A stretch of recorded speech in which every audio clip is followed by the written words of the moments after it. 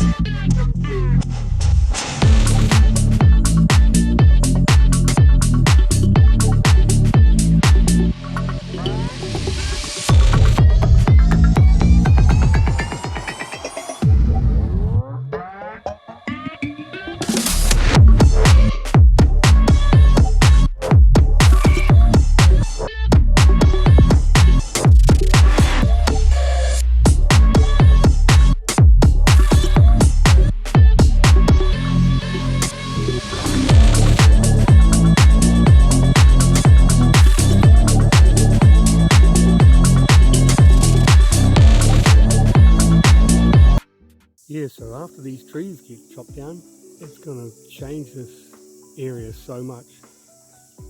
You can see how the tree branches are on top of the schoolhouse roof there. And it's just going to bring so much more light. Because I mean, what you can see there is only one tree. And I've got one virtually over top of me, and then we've got one behind me that's actually encroaching on the road and the power line. So yeah, it's going to be pretty cool. Piece of firewood. Can't wait.